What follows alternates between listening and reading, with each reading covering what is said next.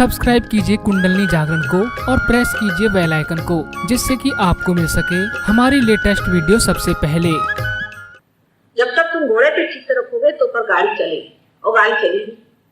लेकिन माँ का ये बात नहीं। माँ ने कहा बेटे वो घोड़ा सामने रखो और बांधो, नहीं तो घोड़ी नहीं चलने वाली, और ना ही घोड़ी चलेगी और ना ही तुम्हारी गाड़ी चलने वाली। तुम जब तक ये नहीं करोगे तब तक हो नहीं सकता। पहले आत्मा को प्राप्त करो, फिर आगे की।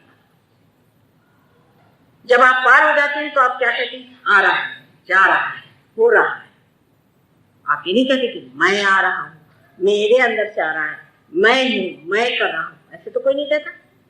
तो अब आपने सर्च होकर देखा माँ इनका नहीं बन रहा, इसका नहीं जमता है, ये जमने नहीं वाला। थर्ड पर्सन में, तृतीय पुरुष में आदमी बात कर रहा है। अकर्म। हम अमेरिका गए थे तो एक स्त्री हमारे साथ गई थी। वो कह रही माँ मेरे लड़के को जरूर प्यार करा दे। मैंने कहा भाई तुम्ही सर्टिफिकेट दे। मैंने तो हाथ तोड़ डाले, अब तुम ही पार करा दो। कहले माँ लेकिन अगर पार नहीं होता तो कैसे सर्टिफिकेट दी? तो मैंने कहा ये तो बात, जब होता ही नहीं है वो पार तो तुम उसको फॉस्टर सर्टिफिकेट दे नहीं सकती, तो उसको पार करा। पहली बात पार कर।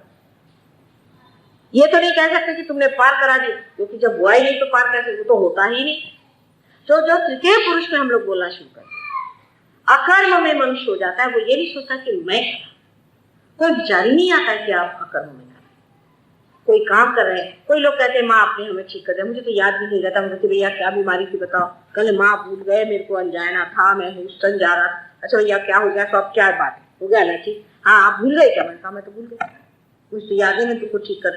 क्योंकि अगर कृष्ण के हिसाब से आप अगर विराट से समा गए, विराट के आप एक अंग प्रत्यंग हो गए, अकबर हो गए, जिसे हम अल्लाह हो अकबर कहते हैं, वो अगर आप अल्लाह हो गए तो आपकी ये उंगली जो है उसी का एक हिस्सा है।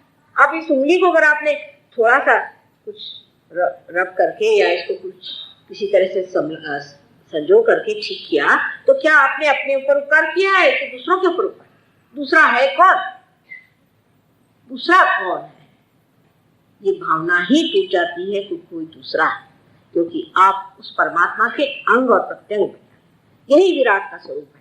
लेकिन ये स्वरूप को पाना चाहिए, और युग में साफ साफ कहा है कि अब मनुष्य कल उठेगा तो वो कलेक्टिवली कॉन्शियस होगा, सामूहिक चेतना में जागरूक होगा। ये नहीं कि हम आप भाई भाई और कल मौका मिला तो कल सर फुटवा। हम आप हमारे शरीर के अंग प्रत्यंग बन गए, सामूहिक चेतना में आप जागरूक हो गए, तभी कृष्ण का काम होगा। यही विशुद्धि चक्र है जो यहाँ जाकर के विराट बन जाता है। इस सर में जो 7 चक्र हैं उसके पीठ है, उस पीठ पर बैठे हुए वो विराट। सो इस कृष्ण को समझने के लिए जब कृष्ण भक्ति हुई तो कृष्ण ने उसमें भी चालाकी करी, क्योंकि भक्ति बड़े आसानी से हाथ नहीं, वो भी एक वन ट्रैक माइंड जिसे कहते हैं, बस लग गए तो लग गया, हम भक्ति कर रहे हैं भगवान। कृष्ण ने कहा कि पत्रम पुष्पम फलम तोयम, जो भी पत्र पुष्प फल कुछ भी पानी हमें आप दीजिएगा, हम स्वीकार करें। लेकिन देने के टाइम में एक शब्द पे उन्होंने नचाया जो लोगों को समझ में नहीं आया। कहा है कि लेकिन तुमको अनन्य भक्ति करनी है। अनन्य, जब दूसरा नहीं है, जब आप हमारे अंग प्रत्यंग हो जाते हैं, जब पराभक्ति में आप उतरते हैं, तब हम लेंगे, उससे पहले नहीं। लेकिन अनन्य शब्द को तो हम खा गए, और बड़े बड़े लेक्चर लोग देते हैं, मैंने देखा हुआ, घंटों लेक्चर देते।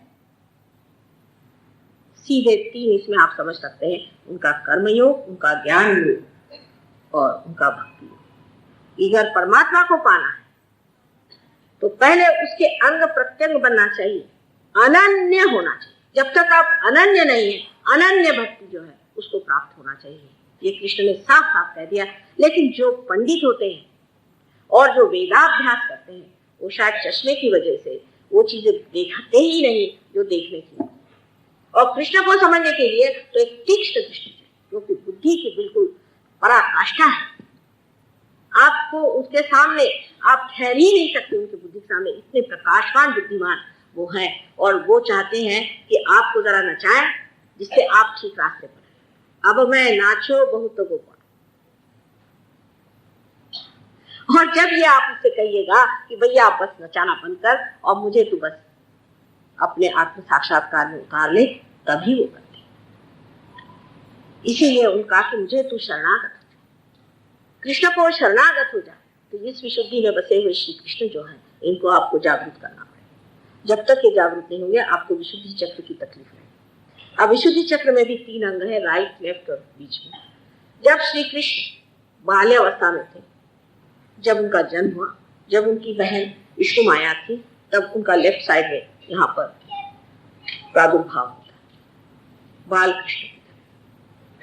और जब वो बड़े होकर के राजा हो गए तो उनका बीचों बीच यहाँ पर विठ्ठल, यहाँ पर कि वो राजा बन करके और द्वारिका में राज्य करते, और बीचों बीच साक्षात श्री कृष्ण, जो कि हर हालत में श्री कृष्ण है। इस तरह से चक्र के 3 अंग हैं। अब जिनकी आदत बहुत ज्यादा डांटने की, चिल्लाने की, चीखने की, और दूसरों को अपने शब्दों में रखने की, और दूसरों को बुरी तरह से बात करने की, और दूसरों को दुख देने की अपने शब्दों से, ऐसी आदतें जिस आदमी को होते हैं, उसकी राइट विशुद्धि पकड़ जाती है और उससे अनेक रोग उसे हो जाते हैं। जिस आदमी के ये आदत है कि सबके सामने गर्दन झुकी रहती है, चाहे जो भी कहो, हाँ भाई ठीक है, कोई भी गुरु आए उसके चरण छू लिए, उसके चरण छू लिए, और सब चीज के चरण छूते फिरे रात दिन, उनकी लेफ्ट विशुद्धि पकड़ जाती है। जो आदमी अपने को हमेशा दोषी समझता है, जो समझता है कि मेरे में अनंत दोष है, उसकी लेफ्ट साइड पकड़ जाती है।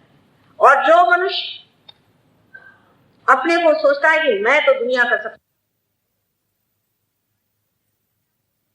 मनुष्य अपने को सोचता है कि मैं तो दुनिया का सबसे बड़ा हूं, मैं जो कहूं सो कायदा, मैं जो कहूं सो पूर्व दिशा, ऐसे जो आदमी बोलता है उस आदमी की राइट साइड पकड़ जाती है। और राइट साइड पकड़ने से स्पॉन्डिलाइटिस और दुनिया भर की बीमारियां हो सकती है। लेफ्ट साइड पकड़ने से एंजाइना वगैरह हो सकता है, और राइट साइड पकड़ने से और जुकाम, सर्दी, इतना ही नहीं, और जिसे हम कहते हैं कि अस्थमा, उसका भी इसमें प्रादुर्भाव हो सकता है। जिस आदमी को बहुत काम करता है जो और बहुत चीख चीख के बोलता है और सब पे बहुत दारोगागिरी करता है, उस आदमी को जो हार्ट अटैक आता है, जिसे हम एक्टिव हार्ट अटैक कहते हैं, वो आदमी हार्ट अटैक, उसको आकर के बहुत लोग तो बोलते बोलते साफ हो जाते हैं, भाषण देते देते समाप्त, ठीक।